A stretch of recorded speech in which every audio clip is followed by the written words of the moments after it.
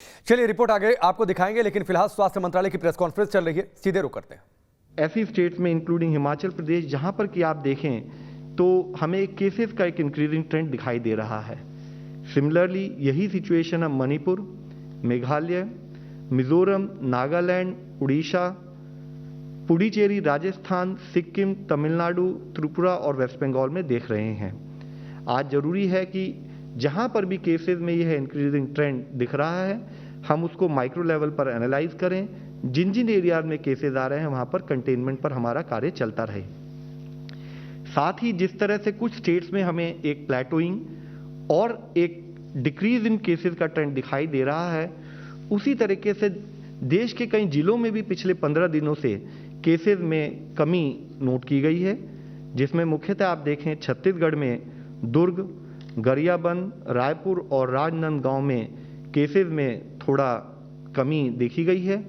इसी तरीके से मध्य प्रदेश में छिंदवाड़ा, गुना और शाजापुर, लद्दाख में लेह लद्दाख और इसी से तेलंगाना में भी निर्मल डिस्ट्रिक्ट में हम देख रहे हैं कि केसेस में पिछले 15 दिन में कमी नोट की गई है। साथ ही महाराष्ट्र में करीब 12 जिले ऐसे हैं जहां पर कि केसेस में कमी हम नोट कर रहे हैं, जिसमें मुख्यतः औरंगाबाद, धुले, भंडारा, गोंडिया, जलगांव, लातूर, मुंबई, नांदेड़, नंदुरबार, थाने और वाशिम डिस्ट्रिक्ट में हम पा रहे हैं कि पिछले 15 दिनों से केसेस में कुछ एक कमी नोट की गई है। यहाँ हम फिर आप सबसे मनवी करना चाहेंगे, रिक्वेस्ट करना चाहेंगे कि जरूरी है कि जो भी ये हमें गेन्स दिख रहे हैं इनको हम प्रिजर्व करें, इन पर कार्य चलता रहे। स्टेट लेवल पर, डिस्ट्रिक्ट लेवल पर कंटेनमेंट के एफर्ट्स उसी मोमेंटम, उसी गति से चलते रहें। नहीं तो ऐसा ना हो कि जो भी हमें ये अर्ली साइंस ऑफ गेन दिख रहे हैं हम इनको फिर से लूज कर दें। वैक्सीन के बारे में हम आपको बताना चाहेंगे, गवर्नमेंट ऑफ इंडिया की तरफ से वैक्सीन कवरेज अब तक हम 12.07 करोड़ अबव 45 ईयर्स कवर कर चुके हैं। 1.57 crore health care workers cover हो चुके हैं। फ्रंटलाइन वर्कर्स में 2.06 crore people are already covered. जो 1 तारीख से हमारा नया प्रोसेस शुरू होना था, जिसमें कि स्टेट स्थाई पर और प्राइवेट सेक्टर के लेवल पर भी वैक्सीनेशन 18 से 44 साल के लोगों को हम कवर कर सकें, उसने इनिशियल बिगनिंग की है।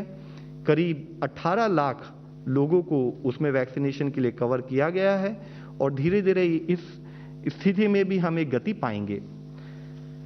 आज हमारे सामने एक और पॉजिटिव ट्रेंड अगर हम देखें तो पाते हैं कि अगर आप देखें तो शुरू में 20 अप्रैल के समय पर जब हमारी 1,54,000 रिकवरीज थी और हमारे 2,59,000 के करीब डेली नए केसेस आ रहे थे, तो हम देख रहे थे कि डेली नई recovery versus daily new cases में करीब 60% केसेस जो थे वो हमारे एक्टिव केसेस में कन्वर्ट हो रहे थे। रिकवरीज कम थी और डेली केसेस ज़्यादा थे। उस ट्रेंड में भी हम एक पॉजिटिव अप्रोच देख रहे हैं। जैसे कि आप देखेंगे 30 अप्रैल में 77% रिकवरी थी विज़ावी न्यू केसेस, 2 मई को 78% थी और 3 मई को बढ़कर यह 82% के करीब हो गई है। ये अर्ली गेन्स हैं जिस पर हमें कंटिन्यूड बेसिस पर काम करने की ज़रूरत है। इसी संबंध में सप्लाई साइड की तरफ से काम करने की ज़रूरत है, हमारे हेल्थ इंफ्रास्ट्रक्चर पर काम करने की ज़रूरत है, जिसके तहत कुछ निर्णय लिए गए हैं।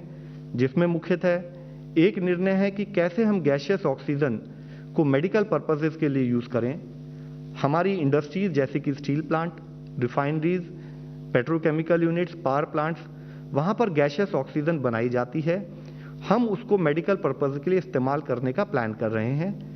जिसके अंतर्गत इंडस्ट्रियल यूनिट्स जो कि उस गैस को बनाती है जिसकी प्योरिटी हमारे मेडिकल पर्पसेस के लिए सूटेबल है और जो शहर के पास हैं वहाँ पर हम उस तरफ कार्य करते हुए साथ में उन्हीं प्लांट्स के नज़दीक ही temporary COVID care centres with oxygenated bed बनाने का भी कार्य शुरू कर रहे हैं। ऐसी 5 फैसिलिटीज़ पर कार्य शुरू भी हो चुका है और यह प्लान है कि आने वाले कुछ ही समय में इन संबंधित इंडस्ट्रीज़ के आसपास ही 10,000 के करीब ऑक्सीजनेटेड बेड्स बनाए जाएंगे।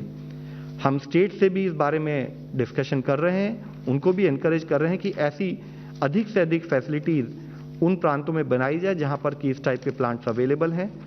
इसके साथ ही जैसे कि हमने पिछली बार भी आपको बताया था, टोटल मिलाकर अब देश में 1500 के करीब पीएसए ऑक्सीजन जनरेशन प्लांट्स बनाए जा रहे हैं, जिस पर काफ़ी स्पीड से कार्य करने की एक प्रणाली भी बनाई गई है ताकि जल्दी से जल्दी इन प्लांट्स को ऑपरेशनल किया जा सके।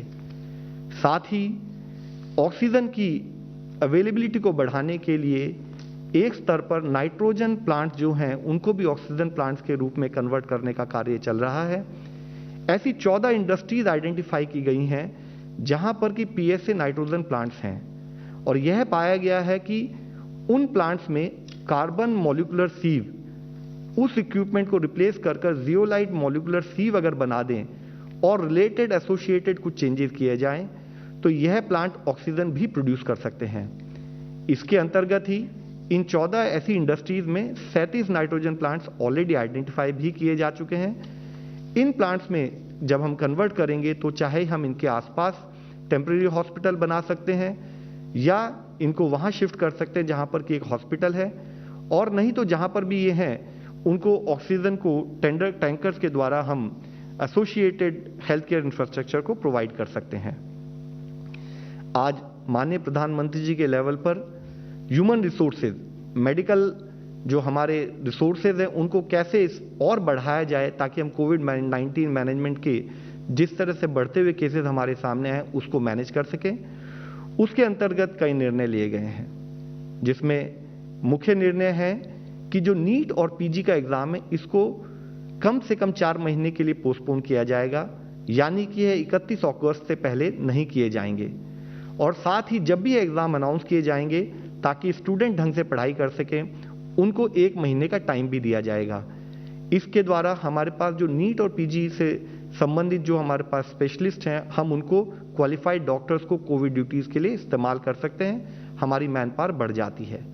साथ ही जितने भी मेडिकल इंटर्न्स हैं हम उनको भी कोविड ड्यूटीज के लिए उनकी फैकल्टी के अंदर as part of the internship इस्तेमाल करेंगे, जिससे कि हमारा medical infrastructure, medical human resources बढ़ सकें। इसके साथ ही फाइनल ईयर एमबीबीएस स्टूडेंट्स को भी हम लोग टेली कंसल्टेशन या माइल्ड कोविड केसेस के बारे में उनको ओरिएंट करते हुए वहाँ भी उनका इस्तेमाल करेंगे। साथ ही जो फाइनल ईयर पीजी स्टूडेंट्स हैं वो एज रेजिडेंट्स कंटिन्यू करेंगे जब तक कि fresh batch of PG students नहीं आ जाते। इसके साथ ही बीएससी और जीएनएम क्वालिफाइड नर्सों को भी हम full time Covid nursing duties के लिए उनका सहायता लेंगे। वह अपने सीनियर डॉक्टर्स और सीनियर नर्सेज के अंडर में काम करेंगी। अलाइड हेल्थ प्रोफेशनल्स जो based on their training, based on their certification, उनकी सर्विसेज और उनकी सहायता भी कोविड मैनेजमेंट के लिए ली जाएगी। इसके साथ ही वह हमारे मेडिकल कर्मी जो आज एक ऐसी सेवा देश के लिए कर रहे हैं, जो प्राण बचाने के लिए अपने प्राण को भी, अपनी आप को भी on the line of duty खतरे में डाल के काम कर रहे हैं, उनको सम्मान देने के लिए जो भी आदमी 100 दिन कोविड ड्यूटी करेंगे उनको prime minister distinguished Covid national service सम्मान से सम्मानित किया जाएगा। साथ ही उनको आने वाले किसी मेडिकल रिक्रूटमेंट में भी प्रायोरिटी दी जाएगी। इसके साथ ही जितने भी मेडिकल स्टूडेंट, जितने भी हेल्थ केयर प्रोफेशनल्स हमारे कोविड ड्यूटी में एंगेज होंगे, उनके सपोर्ट के लिए उनका वैक्सीनेशन और साथ में उनको जो हमारी ऑनगोइंग इंश्योरेंस स्कीम है उसमें भी कवर किया जाएगा। इसके साथ ही हमने स्टेट से भी रिक्वेस्ट करेंगे कि जितनी भी वेकेंट पोस्ट हैं, चाहे वे डॉक्टर की हों, चाहे नर्सेज की हों, चाहे वे अलाइड प्रोफेशनल्स की हों, उनको एक एक्सेलरेटेड प्रोसेस के थ्रू 45 दिन के अंदर कॉन्ट्रेक्चुअल अपॉइंटमेंट के द्वारा एनएचएम के नॉर्म्स को फॉलो करते हुए फिलअप किया जाए। आज जब हम एक स्थाई पर जो सप्लाई साइड यानी कि हम कैसे कि केसेस को मैनेज कर सकें, इस पर कुछ निर्णय ले रहे हैं, उस पर कार्य कर रहे हैं। जरूरत है कि ओवरऑल कोविड मैनेजमेंट के लिए कि हम रूट कॉज पर भी काम करें। रूट कॉज जो है वह हम हमेशा से बात करते आए हैं कि हम कैसे स्प्रेड ऑफ इन्फेक्शन को रोकें। एक रनअवे स्प्रेड ऑफ इन्फेक्शन जिसमें कि हम इन्फेक्शन को कंट्रोल करने का रिक्वायर्ड प्रयत्न ना करें, वह कभी भी हमारे हेल्थ केयर इंफ्रास्ट्रक्चर को और उसकी कोर कैपेसिटीज और लॉजिस्टिक्स को ओवरवेल्म कर सकता है। इसलिए जब गवर्नमेंट की तरफ से हम सप्लाई साइड अप्रोच यानी कि चाहे वह ऑक्सीजन हो, चाहे वह टेम्परेरी हॉस्पिटल्स हों, चाहे वह मेडिकल रिसोर्सेज, ह्यूमन रिसोर्सेज हों, उस पर काम कर रहे हैं। हमें डिमांड साइड मैनेजमेंट पर भी उसी मोमेंटम से काम करने की ज़रूरत है। कलेक्टिवली ज़रूरत है कि हम होल ऑफ गवर्नमेंट और होल ऑफ सोसाइटी में उस अप्रोच से काम करते हुए चेन ऑफ ट्रांसमिशन को कैसे तोड़ें, उस पर कार्य करें। आज ज़रूरत है, जैसे मैंने इससे पहले भी आपके द्वारा सबसे रिक्वेस्ट की है, कि एक तरफ हमारे एरिया जहां पर की केस पॉजिटिविटी कम है, केसेस कम आ रहे हैं, हम उनको प्रिजर्व करें, वहां पर हमारा कंटेनमेंट से रिलेटेड कार्य चलता रहे। दूसरा जरूरी है कि जहां पर अधिक सर्ज पाया जा रहा है, केसेस ज़्यादा आ रहे हैं, वहां पर हम इंटेंसिव एक्शन और लोकल कंटेनमेंट जैसे कार्य पर भी ध्यान दें। इसी के तहत हम आप लोगों की दृष्टि में लाना चाहेंगे, मिनिस्ट्री ऑफ होम अफेयर्स ने रिसेंटली ही डिजास्टर मैनेजमेंट एक्ट के अंदर इससे संबंधित गाइडलाइंस इशू की हैं, जिसमें उन्होंने मिनिस्ट्री ऑफ हेल्थ के द्वारा जारी की गई गाइडलाइंस को रीट्रेट करते हुए कहा है कि हर स्टेट डिस्ट्रिक्ट्स ऑफ कंसर्न्स को आइडेंटिफाई करे, जो वह जिले हैं जहां पर कि 10% से ज़्यादा केस पॉजिटिविटी है, या जहां का हेल्थ इंफ्रास्ट्रक्चर 60% से ज़्यादा जो ऑक्सीजन सपोर्टेड बेड्स हैं या आईसीयू बेड्स हैं वह भरे चुके हैं। स्टेट से रिक्वेस्ट की गई है कि उन जिलों में वह एरिया आइडेंटिफाई किए जाएं जहां पर कि क्लस्टर ऑफ केसेस आ रहे हैं, और वहां पर लोकल कंटेनमेंट, जिसका प्राइमरी पर्पस है कि लोकल इंटरमिंगलिंग ऑफ पीपल, उसको कम किया जाए, उसको 14 दिन तक उससे रिक्वायर्ड एपिडेमियोलॉजिकल प्रिंसिपल फॉलो करते हुए कार्य किया जाए, जिसके तहत ही जो स्ट्रेटेजिक एरिया ऑफ इंटरवेंशन हम आप लोगों को फिर से रिक्वेस्ट करना चाहेंगे, जिसमें कि हम कह रहे हैं कि एक इंटेंसिव एक्शन हो उन एरियाज में जहां पर क्लस्टर ऑफ केसेस ज़्यादा हैं।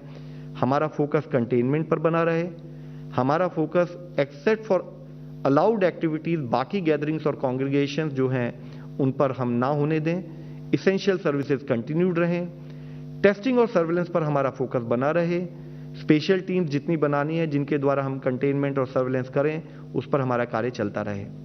इसके साथ ही जरूरी है कि होम आइसोलेशन पेशेंट्स को प्रॉपरली मॉनिटर किया जाए। हमारा health infrastructure based on case trajectory, हम उसी को अपने हिसाब से, उसके हिसाब से अपग्रेड करते रहें। हॉस्पिटल एडमिशन, एक पेशेंट को हॉस्पिटल प्रॉपर तरीके से मिल सके और पब्लिक डोमेन में उसकी अवेलेबिलिटी हो डिटेल्स की, उसका एक प्रोसेस सेट किया जाए। वैक्सीनेशन पर हमारा एफर्ट्स बने रहें।